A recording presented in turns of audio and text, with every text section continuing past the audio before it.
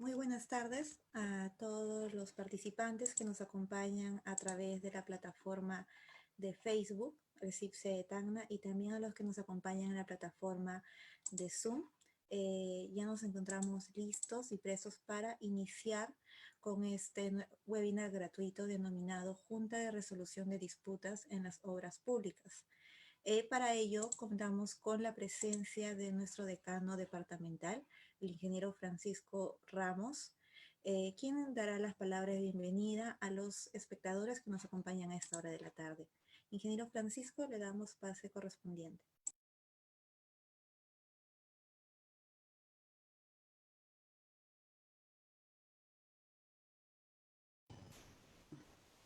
Gracias. ¿Me escuchan?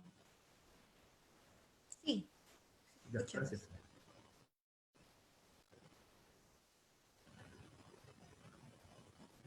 Muy buenas noches a todos. Abogado Gustavo Bayona Persson, señores, estimados colegas que esta noche están participando en este evento.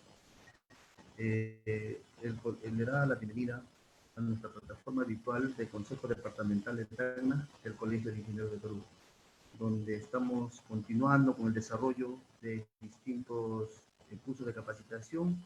El día de hoy vamos a tocar lo que es el tema Junta de Resolución de Disputas en las Obras Públicas. El abogado Gustavo Bayona va a desarrollar, el doctor es consultor, árbitro y adjudicador. Tiene especialización en materia de contrataciones del Estado, derecho de la construcción, gestión de contratos, manejo de conflictos, soluciones alternativas y disputas y arbitrajes. Tiene amplia experiencia en la consultoría de diversas entidades públicas y privadas. Esta noche va a desarrollar uno de los temas, como dije, la Junta de Resolución de Disputas en las obras públicas, que es importante para lo que son los ingenieros civiles y otras especialidades que vamos a desarrollar. En los siguientes fechas vamos a continuar lo que es YEPI. Ya está presentando un plan donde vamos a desarrollar para diferentes especialidades. Tenemos 9 capítulos y de los 9 capítulos hay distintos especialidades. En este caso somos casi 18 especialidades y vamos a tocar temas para cada uno de ustedes, porque la función del Colegio de Ingenieros es capacitar.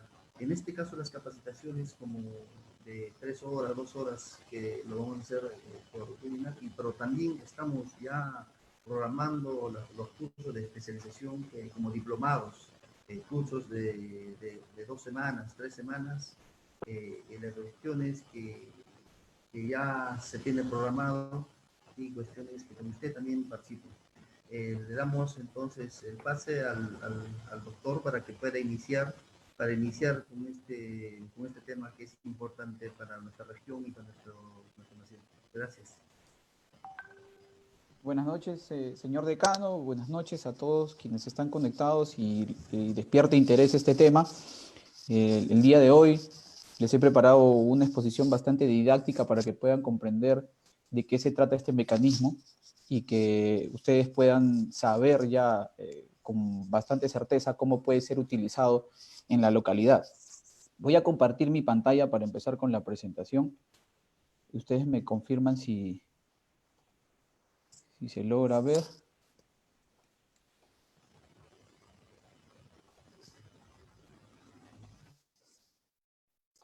Se logra visualizar, abogado. Perfecto. Bien. Bueno, ya se hizo las presentaciones. La agenda que vamos a trabajar el día de hoy está versada o está tratada en 4 puntos principales. Vamos a hacer una pequeña introducción a qué cosas son los dispute boards, como se le conoce internacionalmente a la Junta de Resolución de Disputas.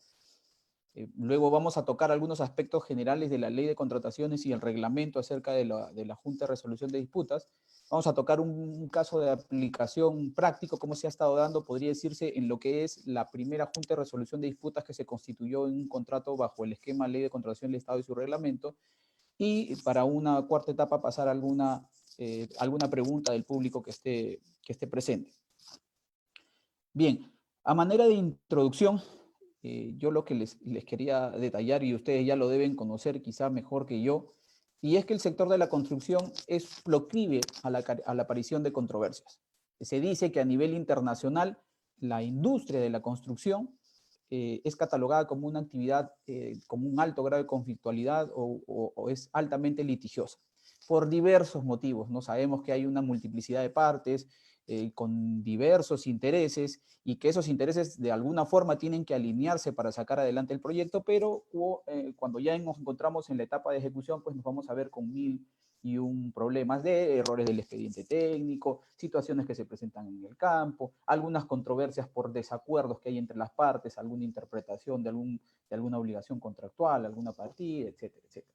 Múltiples razones, pero el sector de la construcción, la idea general y a nivel internacional también, como les he señalado, es de que la industria es catalogada como una actividad altamente litigiosa o conflictiva.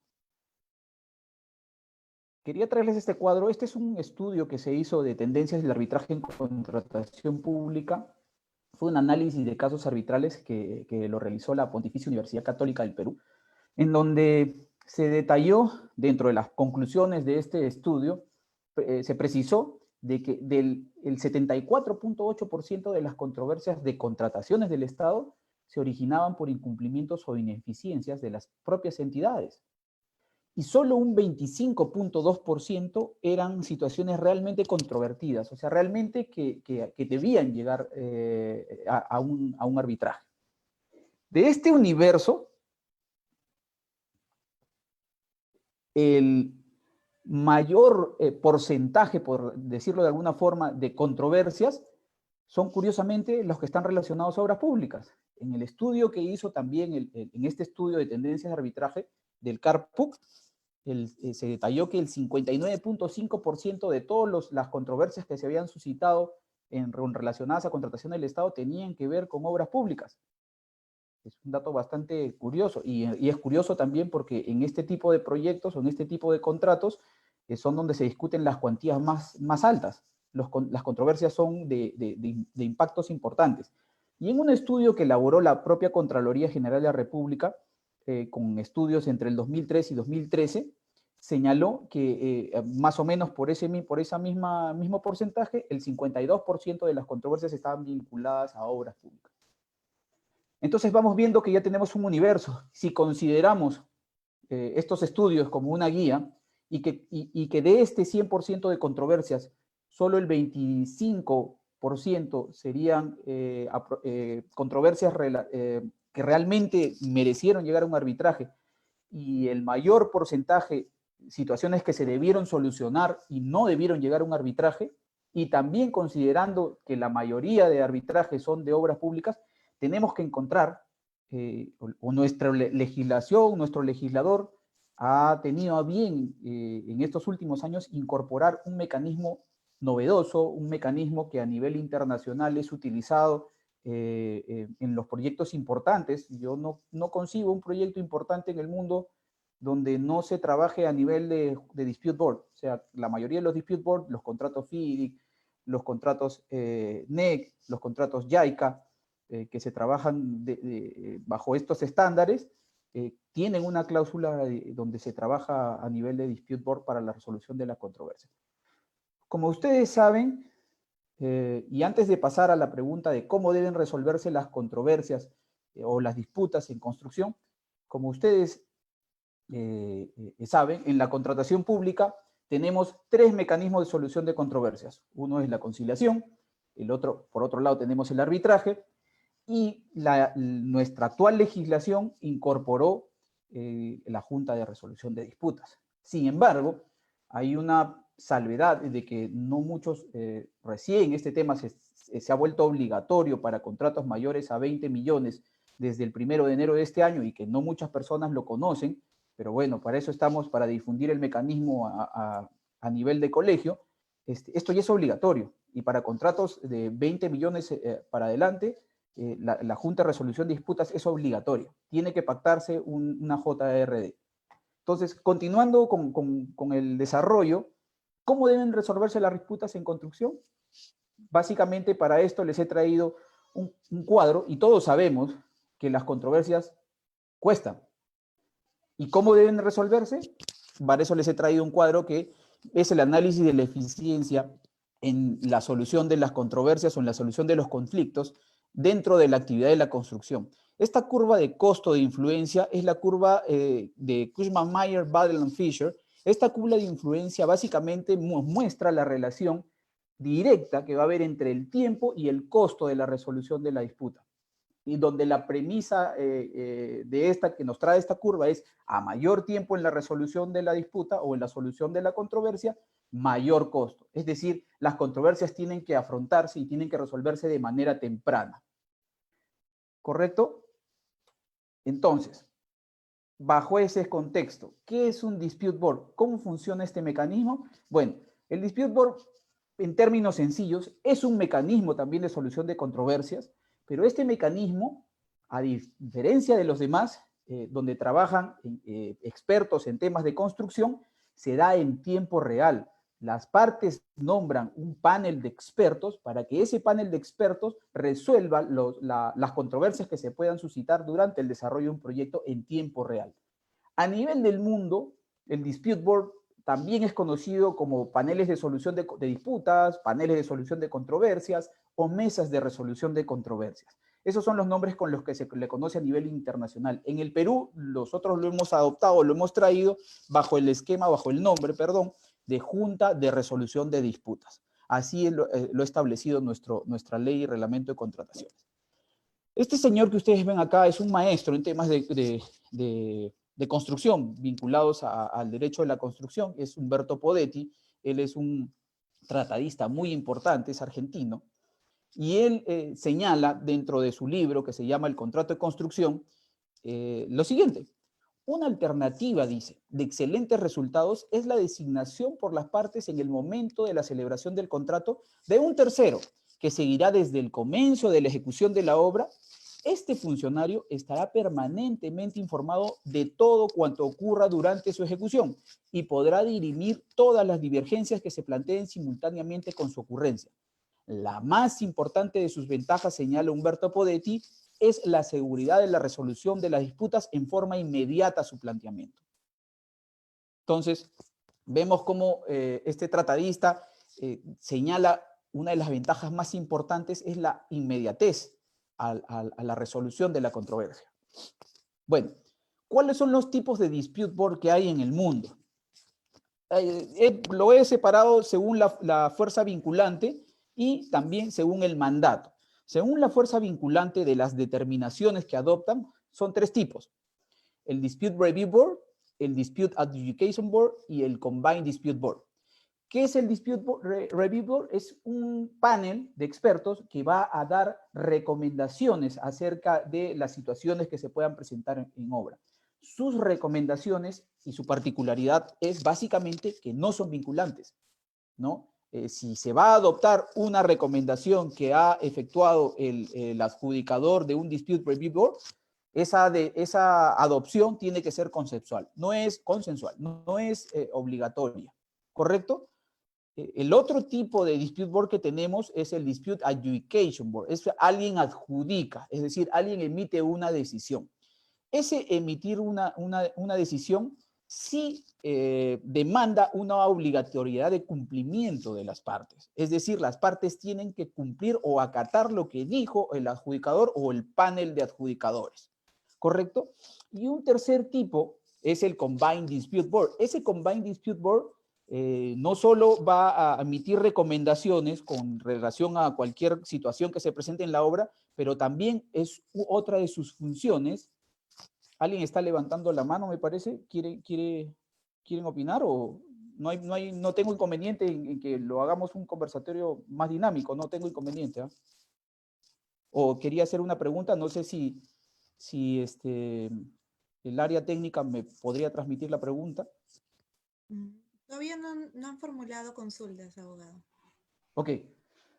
Listo. Entonces el Combined Dispute Board adopta las dos particularidades, tanto del Review Board como del Adjudication Board. ¿Correcto? Ese según la fuerza vinculante de las determinaciones que adoptan. Según el mandato tenemos dos tipos.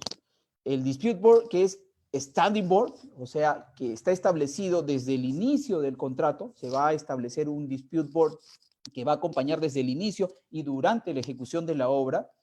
Y tenemos el ad hoc board. El ad hoc board se va a constituir solo para determinadas controversias. Si durante la ejecución de la obra hubo una controversia, se va a constituir un panel para que resuelva esa controversia. La desventaja del ad hoc board es que no aprovecha podría decirse, el valor principal o la ventaja principal que tiene el dispute board es que conoce la obra desde el inicio, acompaña la ejecución de la obra en tiempo real. Entonces, se pierde eso al tener un ad hoc board. Por eso es que nuestro reglamento, nuestra ley de contratación y nuestro reglamento también han optado por un standing board. Dentro de los antecedentes históricos, ustedes podrán pensar que el dispute board, qué novedoso, esto es excelente, pero en realidad no es algo nuevo. Dispute board tienen antecedentes históricos que datan del año 1960 y se dio en Estados Unidos con los casos de Boundary Dam y la Underground Powerhouse, que datan, o mejor dicho, son lo que registran el primer uso documentado de un dispute board, ¿no? En un proceso que se remontó, como les digo, a esos proyectos. Más adelante, en el año 75, en el túnel Eisenhower, el primer uso oficial ya de un dispute board fue el que lo dio o lo utilizó el Departamento de Carreteras de Colorado, ¿no? Para hacer en el segundo túnel de perforación del proyecto de Eisenhower.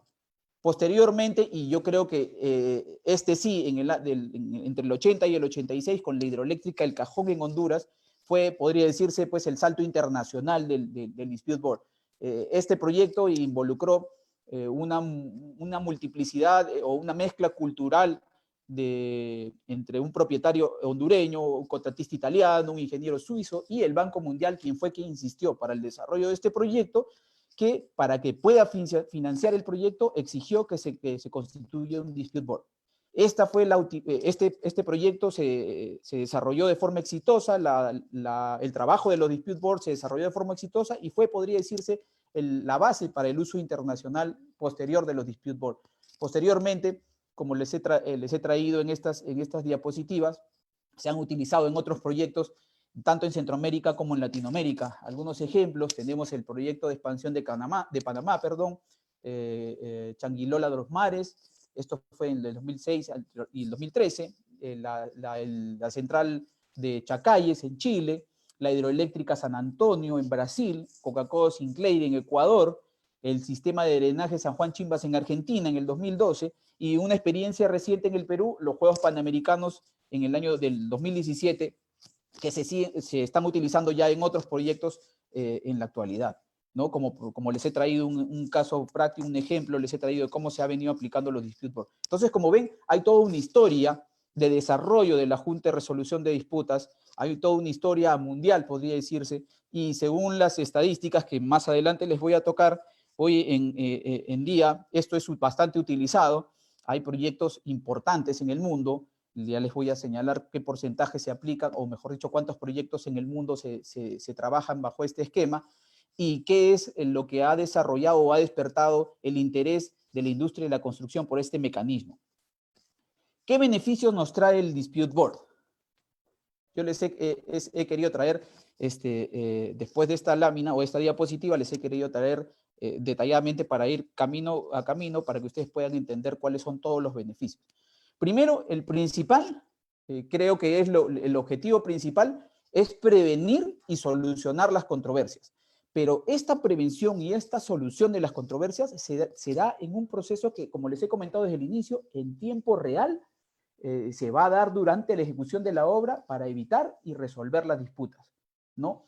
¿Y quiénes van a desarrollar esto? Como les he también señalado, es un panel de expertos que conocen a profundidad el contrato, porque están desde el inicio del contrato, tienen conocimiento también de lo que es un contrato de construcción, por eso son expertos en contratos de construcción, y durante la ejecución del contrato van a conocer las incidencias que se van a presentar en estos proyectos. Dentro de los principales beneficios, primero, el acompañamiento en tiempo real, como ya les he comentado. Los tenemos desde el inicio, desde el comienzo del contrato, y continúan su función a lo largo de la ejecución del contrato, ¿no? Es una solución de controversias en tiempo real, un acompañamiento en tiempo real.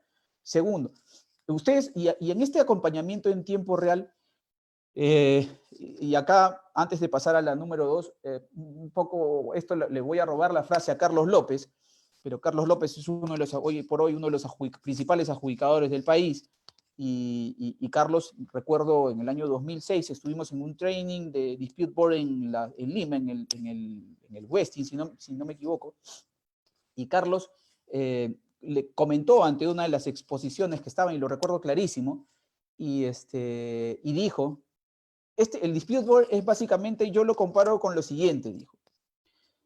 Cuando tú estás en un arbitraje, para la solución de controversias en un arbitraje, tú vas donde el árbitro y le cuentas una historia.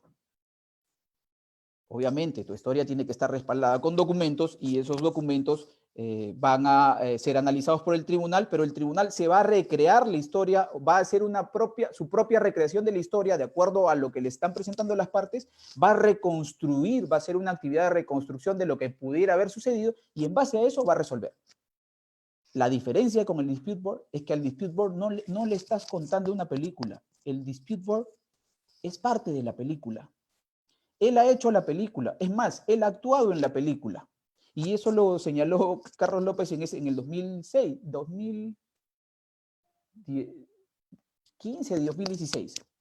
Y ese es un resumen o un aspecto coloquial que podríamos decir para que la gente, quien nos está escuchando, los ingenieros que nos están escuchando puedan entender cómo funciona este asunto.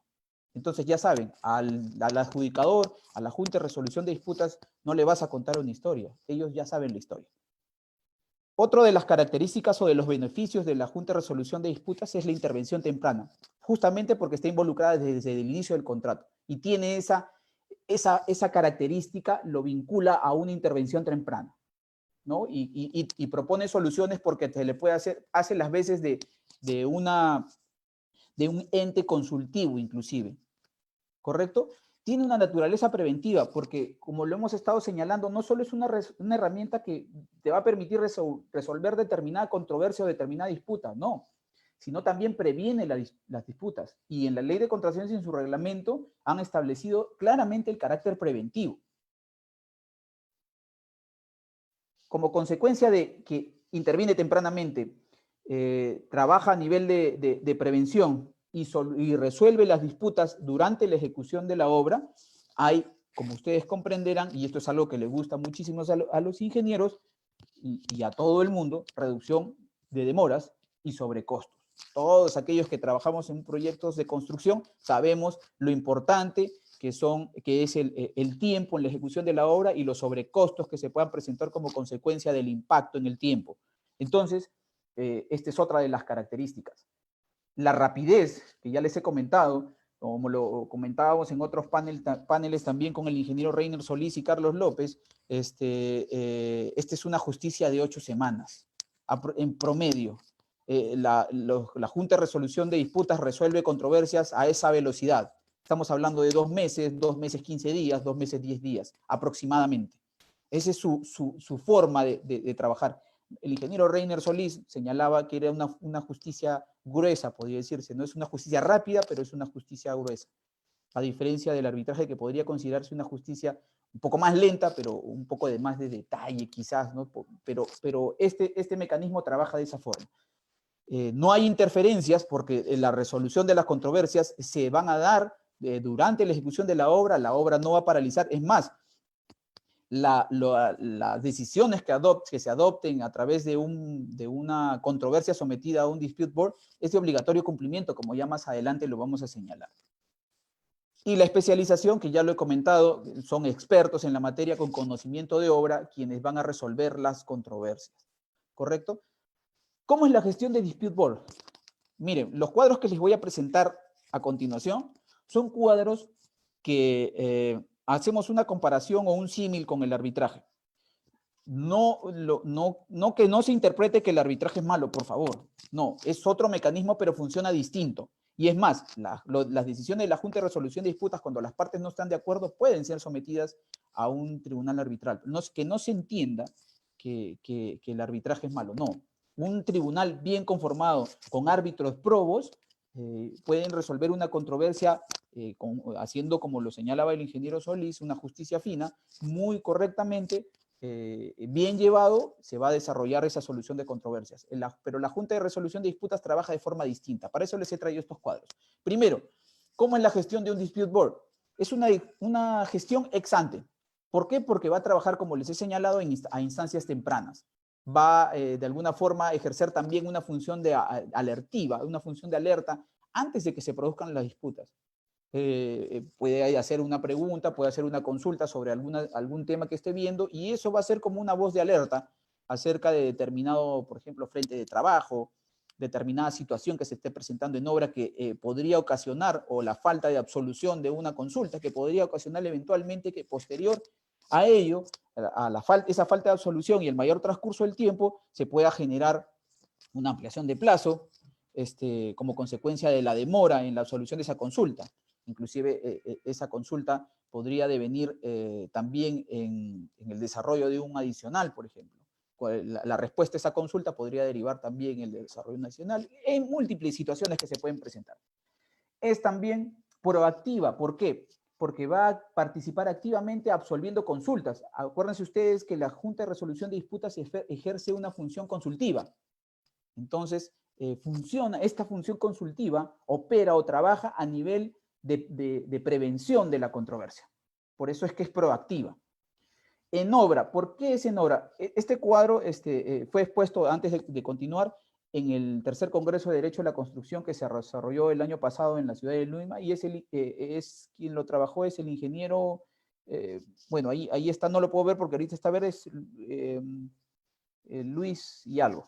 Bueno, ahí está, cuando pueda ver bien la diapositiva, esta partecita, le detallo el nombre, pero es una disertación que hizo este ingeniero, y me pareció genial para poder graficar cómo trabaja la Junta de Resolución de Disputas. ¿Correcto? En obra, ¿por qué? Porque se trabaja durante la ejecución de la obra con sucesos contemporáneos, en tiempo real, cuando las cosas ocurren. Y voy a hacer luego cómo trabaja un tribunal arbitral para que vean la diferencia, que trabajan de formas distintas. Son mecanismos de solución de controversias, pero trabajan de formas distintas. Es contemporáneo y proyectiva. ¿Por qué? Porque les permite un análisis contemporáneo en el momento que suceden las cosas y con proyección de solución a futuro. ¿Correcto? Así es como se trabaja en un dispute board. ¿Cómo trabaja un tribunal arbitral? Primero, que es ex post. El tribunal no trabaja en instancias tempranas. Y no tendría por qué trabajar, porque el mecanismo no trabaja así. O sea, es un mecanismo cuando ya surgen las controversias. ¿Correcto? Es reactivo. ¿Por qué? Porque recién va a entrar a tallar, como lo he señalado, cuando surgen las controversias. Una vez que ya está declarada la controversia, recién ahí empieza a trabajar el tribunal arbitral. ¿Correcto? No ejerce funciones consultivas ni preventivas. Trabaja en gabinete. ¿Y por qué trabaja en gabinete? Porque no está dentro de la obra, sino está dentro de un recinto donde van a analizar todo lo que ha sucedido a través de los documentos que le han presentado las partes y de la demanda, de los anexos, de los documentos que acompañan a su demanda y a su contestación de demanda. En base a eso trabaja el tribunal arbitral.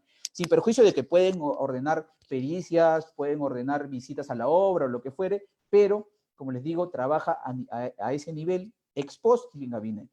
Y en retrospectiva, porque es un análisis de lo que ya aconteció. O sea, acá no estamos, todavía no es un, podría decirse, si hacemos la comparación con la medicina, no es un paciente que todavía se pueda curar o se pueda sanar. Ya acá ya está el muerto. Acá ya aparece, el paciente murió. Acá lo que va a hacer el tribunal es decirte de qué murió y cómo y quién tuvo la culpa, básicamente. Por eso que se señala que se hace un análisis forense resolviendo la controversia de la mejor manera con la documentación que se presenta. Otro cuadro que les he traído es para que vean la gestión. ¿Cuáles son las funciones del dispute board versus la de un tribunal? Las funciones del dispute board son las de prevenir y resolver las controversias. Esa prevención va a hacer también que se eviten que se presenten esas controversias. Sin embargo, la gestión de un tribunal arbitral es básicamente resolver la controversia. Entonces, nótense ahí que trabajan de forma distinta. ¿Cuál es el enfoque? Un dispute board va a trabajar en base a la génesis del problema, es decir, lo ataca desde su origen para solucionar la controversia. ¿correcto? A diferencia de un tribunal arbitral, el tribunal arbitral ataca la controversia desde ya, cuando esta controversia ya apareció, es decir, ataca la resolución de la controversia, analizando la controversia que ya está originada y tratando de buscar la génesis del problema, o sea, por qué se originó, quiénes fueron los responsables y quién asume esa carga de responsabilidad, ¿correcto? Y este otro cuadro, muy interesante, nos habla del control y los costos. ¿Por qué? Acá están los mecanismos de solución de controversias. Tenemos la negociación, la conciliación, el dispute board, la mediación, el arbitraje y los juicios. Pero si se dan cuenta ustedes, y acá lo tenemos, en la parte amarilla, es la parte donde las propias partes, es decir, en el contrato de construcción, un propietario y un constructor o un contratista tienen el control de la solución de la controversia. Negociando, oye, ¿qué te parece? Acá sucedió esto, hay que hacer esto, me vas a reconocer, lo negocian, llegan a un acuerdo y solucionan la controversia. El control está en sus manos. A través de una conciliación también el control va a estar en sus manos porque es un método autocompositivo de solución de controversia. Son ellos mismos los que van a dar solución de controversia. El control va a estar, en este caso, en las manos de las partes. Y asimismo, el costo de resolver esa controversia, ¿se acuerdan que inicialmente hablamos de una curva de costo de solución de controversias? Esa curva, a mayor tiempo en la solución de la controversia, mayor costo, correcto. Si acá se ataca de esa forma la solución de la controversia, el costo va a ser menor. Y fíjense ustedes que el dispute board, a través de su función consultiva, a través de su función preventiva, básicamente está ubicado en ese contexto, porque son las partes las que pueden hacerle una consulta al dispute board, el dispute board puede darle su punto de vista, una opinión que no va a ser vinculante, obviamente, pero las partes ya se dan una idea y esa sola opinión sobre cómo se resolvería esa controversia eventualmente hace que inclusive las partes lleguen al acuerdo, se pongan de acuerdo. Es más, muchas veces ni siquiera es necesario que el dispute board intervenga. La sola presencia del dispute board hace que las partes se pongan de acuerdo. Lo comentaba también el ingeniero Carlos López en algún momento en un panel en el que estaba, donde se le presentó una situación que eventualmente iba a generar una controversia y en una reunión posterior que tuvieron, una visita posterior, el panel de adjudicadores preguntó, ¿y cómo va este asunto? Y las partes, no, ya el tema quedó ahí, ya se solucionó. Entonces vean ustedes cómo trabaja el mecanismo de forma distinta. Entonces, si vamos bajando, ya llegamos al color naranja, vemos que el costo y el control va decreciendo, pero aún todavía no es tan alto. Y allí es donde entra el dispute board, pero ya a nivel de decisión. ¿Por qué? Porque se va, como les he señalado, la resolución de la controversia se va a desarrollar en un tiempo relativamente corto con relación a otros mecanismos. Va a ser, como les dije, una justicia de 8 semanas, 9 semanas. En ese espacio de tiempo básicamente se va a desarrollar. Entonces ya trabaja de forma distinta. Ya perdieron el control, un poco de control las partes, porque ya no van a resolver ellos la disputa, sino básicamente va a ser el dispute board que va a hacer una decisión, pero aún así el costo sigue siendo menor con relación a sus otros, a los otros mecanismos, como pueden ser el arbitraje y un juicio en contratos privados, por ejemplo. Ahí ya vamos a tener un problema, porque ahí la resolución de la controversia va a durar muchísimo más. Y no se olviden, a mayor tiempo en la resolución de la disputa o la controversia, mayor costo. Entonces, de esa forma tenemos que nosotros trabajar y nosotros intervenir. Es más, ni siquiera utilizar el dispute board cuando se trata de temas razonables. Las partes tienen el control y tienen el poder de resolver controversias que son sencillas de resolver. No puede ser posible que en proyectos de construcción donde existan controversias, donde la falta de absolución de una consulta o una consulta absuelta vaya a generar una ampliación de plazo, no puede ser posible de que se deniegue esa ampliación de plazo sin ningún tipo de sustento, cuando inclusive el marco normativo te ampara. Y eso no puede suceder. Entonces, ese tipo de controversias, por ejemplo, como las que le estoy comentando, es ese tipo de controversias las que pertenecen al 25.2% de controversias que no debieron llegar a un arbitraje. Ese tipo de controversias, ¿correcto? Bueno, sigamos avanzando. Algunos pros y contras que ya los he venido desarrollando a lo largo de la exposición, pero bueno, es importante recalcarlos. Dentro de los pros del Dispute Board, asiste en la prevención, es una labor proactiva, a diferencia del otro mecanismo que es el arbitraje, que se da una vez que la disputa ya existe. Otro de los pros es que asiste en mantener la comunicación y la relación de las partes, no se quebranta la relación con las relaciones. En cambio, ya a nivel de un arbitraje ya hay un enfrentamiento de relaciones. El Dispute Board también va a estar familiarizado con el proyecto como en el ejercicio de su labor desde el inicio y durante la ejecución del proyecto va a estar familiarizado. ¿Por qué? Porque conoce el proyecto desde el inicio, a diferencia de un tribunal que va a tratar de recrearla a través de la documentación qué fue lo que sucedió ahí. Y básicamente también en las decisiones rápidas versus los resultados un tanto más lentos del arbitraje. Sin embargo, aún así, el arbitraje sigue siendo un mecanismo más rápido con relación al Poder Judicial. También eso hay que destacar. Y esta es la diapositiva que yo les quería traer. Según la DRBF, que es la Dispute Resolution Board Foundation, que podría decirse que es la entidad que recoge, o madre o matriz que recoge este mecanismo, entre el año 1982 y el año 2017, los Dispute Board han sido utilizados en al menos 2.700 proyectos de construcción, involucrando una cuantía controvertida de 270.000 millones de dólares, ¿no? Y la estimación que hacen es de que al año más de 200 proyectos de construcción de envergadura, ojo, se ejecutan con Dispute Board.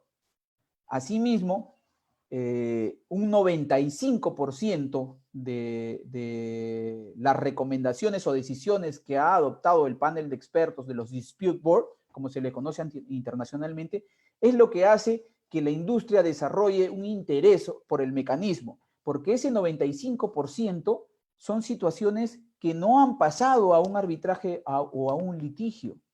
Las partes lo han acatado. Entonces, el mecanismo funciona y funciona generando un ahorro sustancial, que es a lo que a todos nos interesa, de tiempo y costo para las partes. Y en proyectos públicos, en proyectos de ejecución de obras públicas, eso es una maravilla. Y es una maravilla porque todos necesitamos una resolución rápida de controversias, una justicia más veloz y con conocimiento de lo que se está resolviendo. ¿Correcto? Si hubiese una ecuación para resumir de lo que se trata un Dispute Board, es esta, ¿no? Experiencia, independencia y eficiencia. Eso es un Dispute Board. ¿Qué organismos recomiendan el uso de los Dispute Board?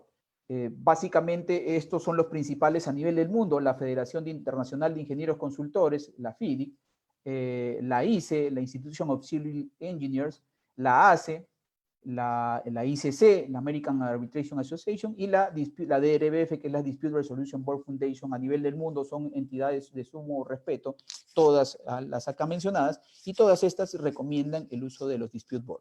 Y pasemos a los aspectos generales de la ya llamada Junta de Resolución de Disputas en la Ley de Contrataciones y el Reglamento.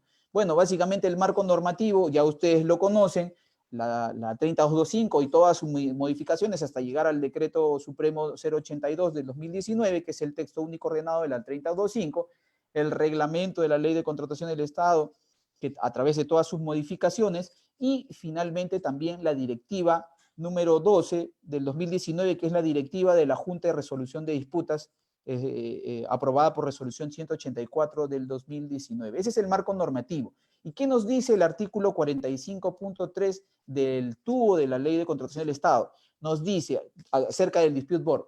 Señala, las partes pueden recurrir a la Junta de Resolución de Disputas en las contrataciones de obras, siendo sus decisiones vinculantes. Ojo con esta última parte. Las decisiones de la Junta de Resolución de Disputas son vinculantes.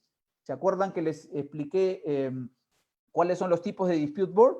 Ya, uno de esos tipos es los que emiten decisiones o los que adjudican una decisión que es de obligatorio cumplimiento. ¿Se acuerdan? Perfecto. La Ley de Contrataciones le da esa característica. El 243, a su vez, del reglamento de la Ley de Contratación del Estado establece que la Junta de Resolución de Disputas promueve y ojo con esta parte, que las partes logren prevenir y resolver eficientemente las controversias durante la ejecución de la obra, desde el inicio del plazo de la ejecución hasta la recepción total de la misma. Entonces, como ustedes podrán ver, acá se está dando la característica preventiva de la Junta de Resolución de Disputas. Es una característica que, que le da un valor bastante interesante para la resolución de las controversias, ¿no? El ámbito de aplicación que le da nuestro marco normativo, el 243.1, es desde el inicio de la obra hasta la recepción de la obra. También se acuerdan que les hablé dentro de los tipos de dispute board, según el mandato, este es un standing board o una junta un dispute board que va a estar desde el inicio hasta la recepción, ¿correcto? Y lo que les hablaba, el hito calendario, ¿no? La 19ª disposición complementaria final de una de las modificaciones del reglamento de la ley de contrataciones señaló, y a su vez también el artículo 243.4, que señalaba la obligatoriedad de la Junta de Resolución de Disputas para el año 2020, a partir del año 2020, del 1 de enero del 2020, la obligatoriedad para contratos superiores a los 20 millones de soles. ¿Correcto? Este es un hito calendario, hay que tenerlo en cuenta, porque cualquier proyecto derivado de la ley de contrataciones, del marco general de la ley de contrataciones y su reglamento, que se desarrolle con una convocatoria a partir del 1 de enero del 2020, tiene por mandato normativo la obligación de constituir para la resolución de las controversias a una junta de resolución de disputas, ¿correcto? También esta junta de resolución de disputas va a ser, dentro de los aspectos generales que establece el reglamento de la ley de contratación del Estado, esta junta de resolución de disputas va a hacer o va a ejercer su trabajo a través de centros de administración de juntas de resolución de disputas. Por eso el artículo 244 señala que deben ser administradas por un centro que preste servicios de organización y administración de juntas de resolución de disputas, ¿correcto? En cuanto a la designación de los miembros, el artículo 245 del reglamento de la ley de contrataciones señala que si es de un solo miembro la Junta de Resolución de Disputas, este tiene que ser necesariamente o ingeniero o arquitecto. Y es acá justamente a donde iba un poco el interés de nosotros por difundir este mecanismo y hacerlo a través del gremio que tiene a bien dirigir vuestro decano, es para que conozcan que este es un mecanismo donde la solución de la controversia, la resolución de la disputa, la va a dar un ingeniero o un arquitecto, ¿correcto? Si se trata de un solo miembro. Si son 3 miembros, solo el presidente puede ser o ingeniero o arquitecto, pero los demás miembros, es decir, los otros 2, los que van a estar al costado, pueden ser expertos en la ejecución de obras. Y allí es donde pueden entrar otros profesionales, donde nos incluimos nosotros los abogados. No vamos a poder ser presidentes de una JRD, pero sí vamos a poder participar en un panel o en una junta de resolución. Y sobre este tema se ha suscitado un montón de discusiones sobre si realmente son necesarios los abogados o no son necesarios los abogados. Bueno, en realidad, mi respuesta es muy sencilla. Se hace una resolución de controversias dentro de un marco de una legalidad. Y las controversias que son suscitadas, que se van a presentar, muchas de ellas se van a tener que hacer análisis en aplicación supletoria de lo que dice la norma, de lo que podría ser un código civil, por ejemplo. Entonces, ¿es necesaria la presencia de un abogado? Sí, yo pienso que sí es necesaria la presencia de un abogado, pero bueno, ya coloquialmente se habla, ¿no? Que esta es la Junta de Resolución de Disputas es la venganza de los ingenieros con los abogados, porque a diferencia en el arbitraje no pueden ser presidentes, los ingenieros sí pueden participar como parte de un miembro de un tribunal, un ingeniero, un arquitecto puede ser parte de un tribunal arbitral, pero no puede ser presidente. Acá es a la inversa, ¿no? Pero bueno, estos son términos coloquiales que es bueno comentarlos, pero más allá de la anécdota no pasan, ¿no? ¿Cuáles son las actividades de la Junta de Resolución de Disputas? Básicamente, emitir decisiones vinculantes, ya lo hemos señalado, de obligatorio cumplimiento, también absolver las consultas planteadas por las partes respecto de cualquier situación que se presente en el contrato, ¿no? También efectuar visitas a la obra y otras que se establezcan en el contrato, así como la directiva que el OCE ha emitido para esta Junta de Resolución de Disputas. Según el tipo de decisiones que adoptan y el mandato, la ley de contratación y su reglamento le da el carácter de un, como ya lo hemos señalado al inicio, de un Dispute Adjudication Board, es decir, sus decisiones son vinculantes, adjudican un derecho, ¿correcto? Pero también ejercen la función consultiva característica del Dispute Review Board, que son decisiones que no son vinculantes para las partes, pero además ejerce una función preventiva característica del DAP, del FIDIC. Como les he señalado, el FIDIC es la Federación Internacional de Ingenieros Consultores. Ellos manejan estándares contractuales, podría decirse modelos contractuales, donde como mecanismo de solución de controversias se considera a la Junta de Resolución de Disputas o a los Dispute Board, en donde en la última versión de FIDIC se ha incorporado esta nueva letra, porque antes era DAP nada más, Dispute Adjudication Board, ahora es Dispute Adjudication and Avoidance, me parece, Board, que está establecido en la FIDIC. Dentro de las decisiones que establece y su obligatoriedad que establece el reglamento de la ley de contrataciones, miren, y lo he resaltado para que ustedes vean cuál es la fortaleza, por qué son de obligatorio cumplimiento. En principio, la propia norma dice, las decisiones que emita la Junta son vinculantes. Y ojo, son vinculantes y de inmediato y obligatorio cumplimiento. Asimismo señala, ninguna autoridad ni administrativa, ni arbitral, ni judicial puede impedir el cumplimiento de la decisión que ha adoptado una Junta de Resolución de Disputas. Por eso, también señala la norma que las partes están obligadas a cumplir con la decisión de la Junta de Resolución de Disputas, aun cuando cualquiera no esté de acuerdo con lo dictaminado por la Junta de Resolución, está obligado igual. ¿Y cómo amarra ese cumplimiento de la decisión? Lo amarra de la siguiente manera, cuando señala que el cumplimiento de la decisión de la Junta de Resolución de Disputas es una obligación esencial.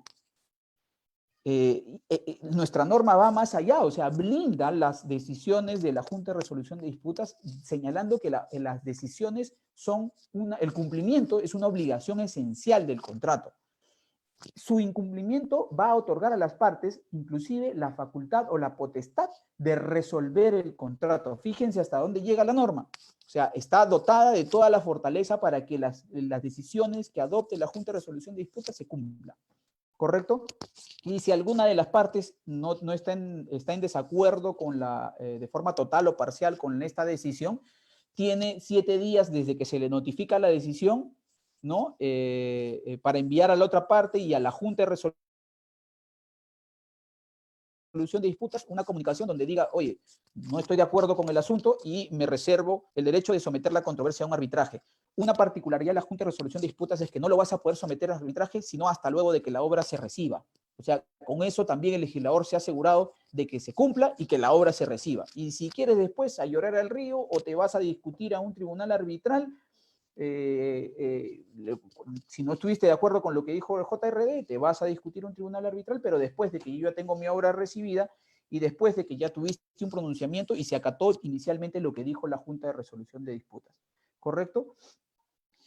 Dentro del punto 3 de la agenda que teníamos para hoy, les he traído una casuística que espero que les guste. Lo he desarrollado de una forma bastante didáctica para que ustedes puedan entender cómo funciona este tema.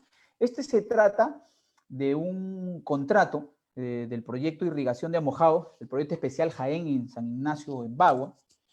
¿Correcto? Esta es una obra de 129 millones que fue suscrita en el 2017. Ya inició en el 2017 el contrato y tenía cláusula de arbitraje. De hecho se presentó en un tribunal arbitral, se presentó una controversia acerca de una ampliación de plazo.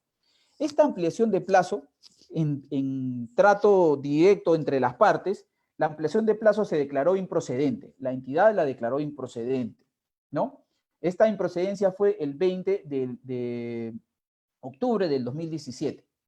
Esta improcedencia de la ampliación de plazo fue controvertida, y fue controvertida a través de un arbitraje, para que se deje sin efecto la resolución que había denegado la ampliación de plazo número 1, ¿correcto?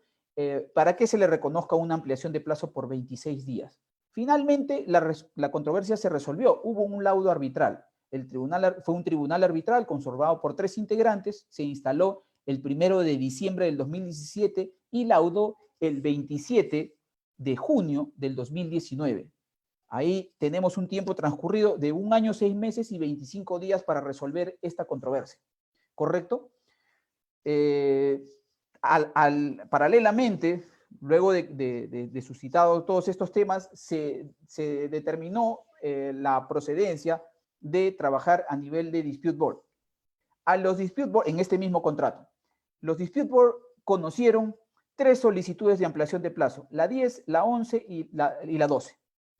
La 10, el contratista solicitó 96 días, ¿ya? La Junta de Resolución de Disputas se pronunció el 20, la controversia fue a conocimiento de la Junta de Resolución de Disputas el 23 de enero del 2019, y la Junta de Resolución de Disputas se pronunció el 28 de marzo del 2019. El tiempo de la resolución de la controversia fue de 2 meses y 5 días. En 2 meses y 5 días, la Junta de Resolución de Disputas reconoció 43 días de ampliación de plazo. De los 96 días que había solicitado el contratista, la Junta le reconoció 43 días. Asimismo, la ampliación de plazo número 11, el contratista solicitó 243 días, la Junta conoció el caso el 21 de mayo del 2019 y el 31 de julio del 2019 se pronunció. El tiempo de la resolución de la controversia fue 2 meses, 10 días. La Junta de Resolución de Disputas le reconoció 80 días. No a los 243 que solicitó el contratista, sino 80 días, pero en una resolución de disputas que duró 2 meses, 10 días.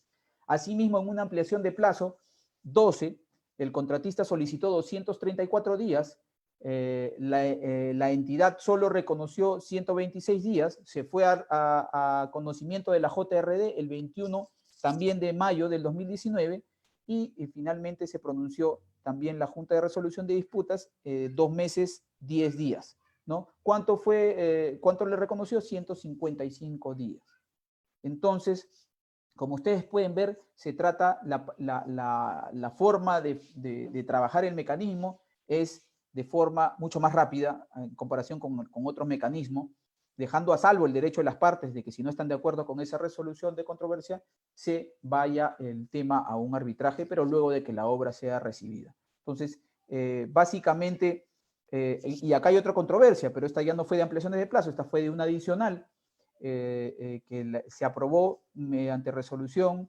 El plazo de ejecución era de 270 días, el contratista solicitó 403 días, la Junta de Resolución de Disputas reconoció 356 días de ampliación de plazo por la ejecución de este adicional.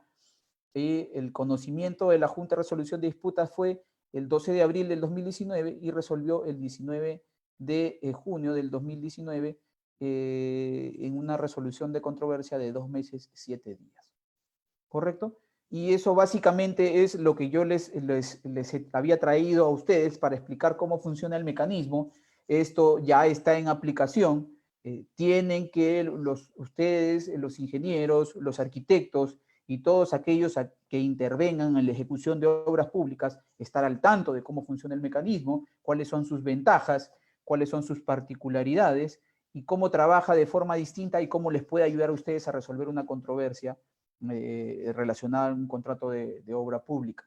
En realidad, para mí siempre va a ser un gusto poder participar en este gremio, del cual mi padre es agremiado, y si hubiese alguna pregunta, yo estoy llano a responder las que hubiere. Muchísimas gracias. Muchas gracias, abogado Bayona. Mientras que damos tiempo para que vayan formulando las preguntas en ambas plataformas, le voy indicando la pregunta que nos han hecho a través de nuestro Facebook. Rodrigo Ticona González dice lo siguiente. Buenas tardes.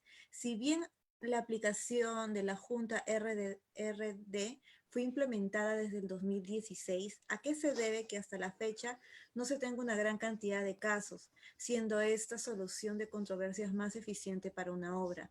¿Será por un aspecto económico que la Junta RD se analiza en toda obra y arbitraje? ¿Será forma reactiva o qué otros aspectos influyen para no aplicarse los debe? A ver, interesante pregunta para aclarar el asunto. En realidad, sí, la Junta de Resolución de Disputas ya tiene algunos años, sin embargo, su obligatoriedad era facultativa. Era si las partes querían pactarla, la pactaban. Y no la pactaban, simplemente por desconocimiento, porque no lo conocían o porque no estaban en sintonía con este mecanismo de solución de controversias.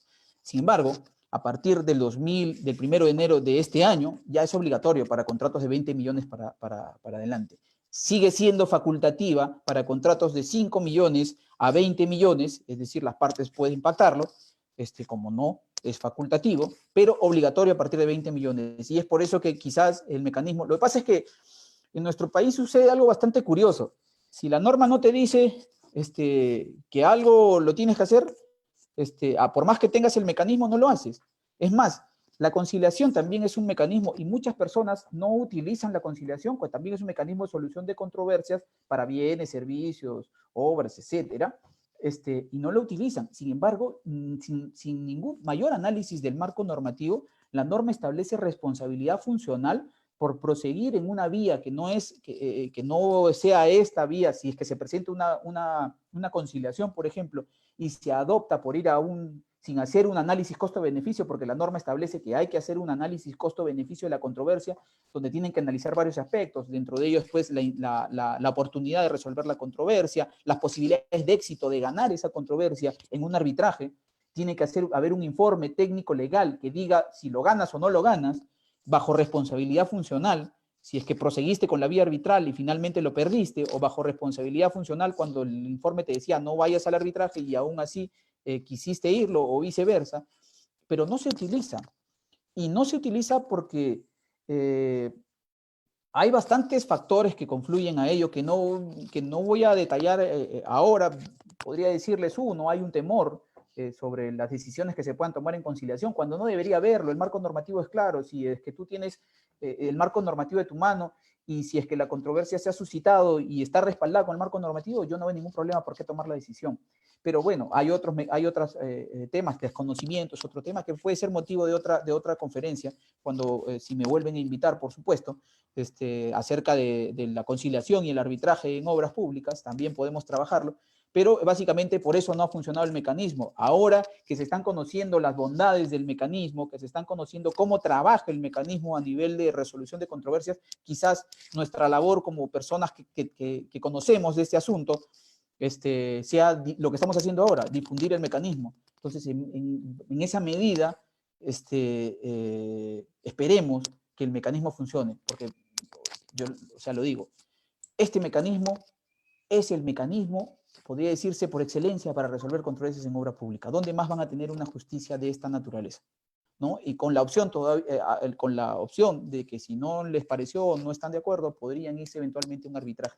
Pero esa parte no funciona, o sea, no es que no funcione, sino que ya el tener una decisión de una junta de resolución de disputas como que persuade a las partes para no ir por la vía arbitral. Voy a gastar nuevamente en resolver la disputa a través de un arbitraje, el tiempo que me va a demandar, y de repente no tengo la posición tan sólida, ya más o menos me adelantó la junta de resolución de disputas que voy a salir perdedor, ya cuál sería la motivación para que yo vaya a un arbitraje. Entonces funciona como un mecanismo persuasor. Es más, en otros países el mecanismo que también ha adoptado nuestra normatividad, porque le da la condición de obligación esencial, bajo cuyo incumplimiento podría inclusive resolverse el contrato, en otras latitudes funciona de esa forma.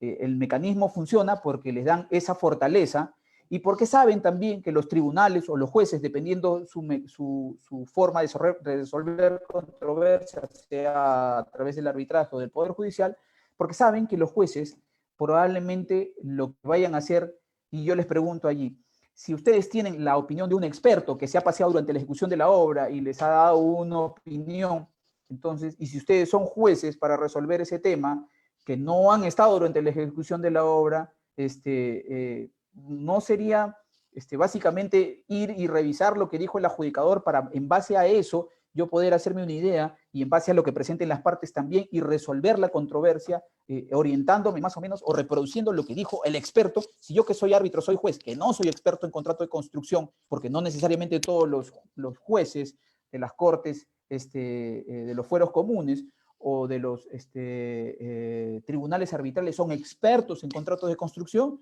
entonces, por dónde se orientarían? Eso funciona básicamente como un mecanismo persuasivo, ¿no? Y esa es más o menos la respuesta a la pregunta que se planteó, ¿por qué, si bien es cierto, desde antes ya estaba, por qué no se ha adoptado? El que la norma le haya puesto el carácter facultativo ha un poco mellado en el impacto de que pueda ser utilizado. Y por la experiencia les digo que tenemos un marco normativo y tenemos la forma de que trabajo de un funcionario público que si es que la norma no le dice sube para arriba o baja para abajo, no lo hacen. Entonces, así tiene que prácticamente estar la norma. Oye, sube para arriba, oye, baja para abajo. Ah, ya, me dijo que bajara para abajo. Perfecto, me voy para abajo. Pero si la norma dice, oye, baja, oye, ¿tengo que bajar? Una cosa así. Entonces, esa sería mi respuesta. Ok, bueno, tenemos otra consulta desde nuestra plataforma del Facebook. William Mendoza consulta, ¿quién determina el costo de honorarios de los integrantes de la Junta RD? Hay tarifarios, como el desarrollo de una junta de resolución de disputas tiene que ser a través de centros de administración de junta de resolución de disputas.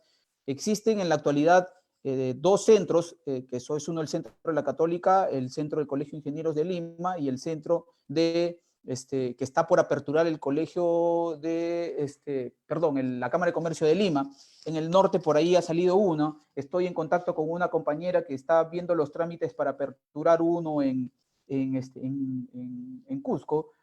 Yo estoy viendo los temas, yo estoy viendo la posibilidad de incorporar un centro de adjudicación de disputas acá en Tacna.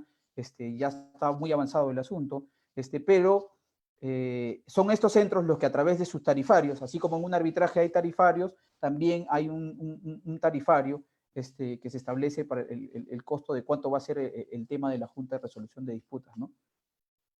Ok, seguimos invitando a nuestros ingenieros, a nuestro público en general que participen en ambas plataformas. Estamos revisando las dos para dar la participación correspondiente. Mientras que siguen generando sus preguntas, tenemos desde el Facebook otra consulta de Milton César Gordillo Molina.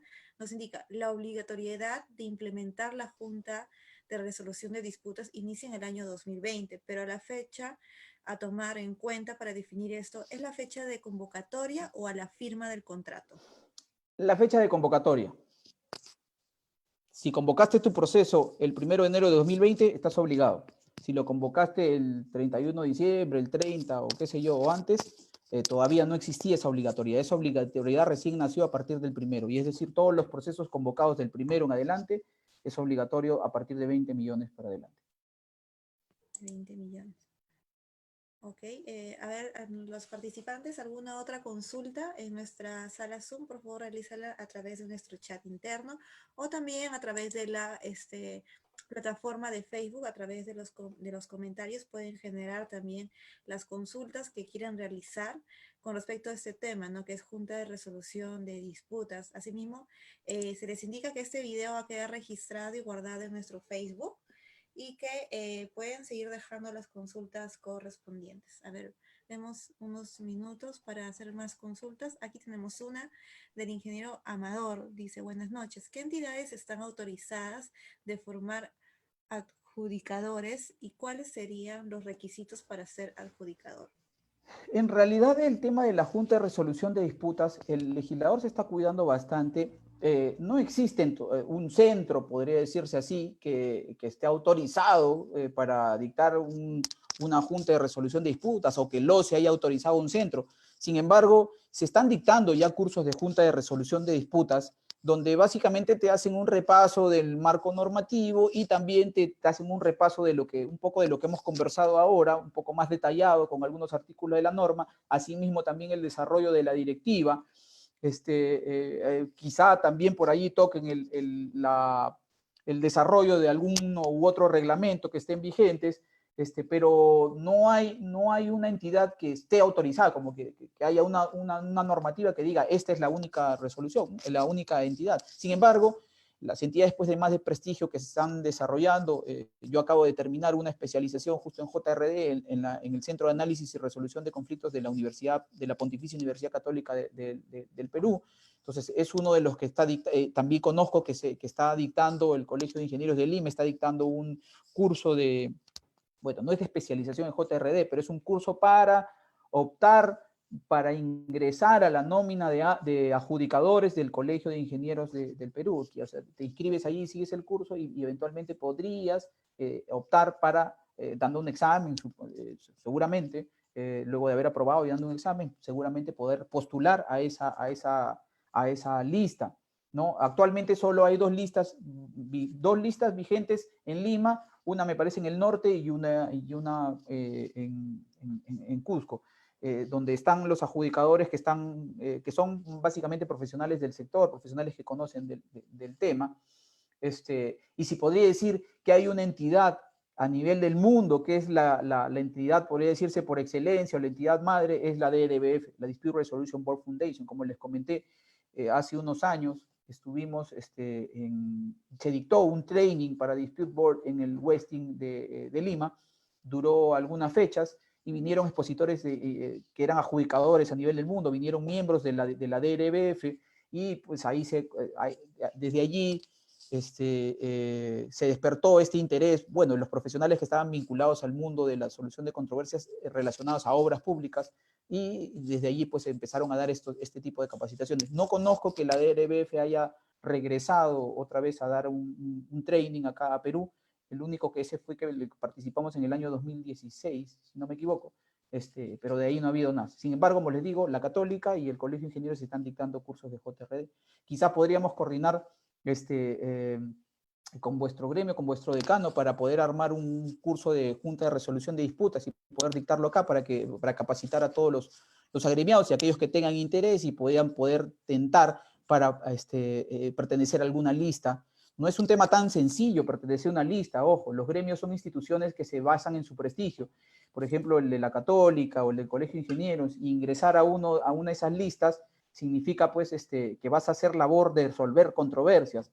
Entonces, la preocupación de estos gremios es por tener pues listas impecables. Entonces, realmente tendrías que demostrar tu conocimiento en contratos de construcción y tu conocimiento acerca del mecanismo para poder tentar a un registro. Hasta ahora, la única convocatoria que se ha hecho es la del Colegio de Ingenieros de Lima, porque la del Centro de Análisis y Resolución de Conflictos todavía no hay una convocatoria para completar su lista.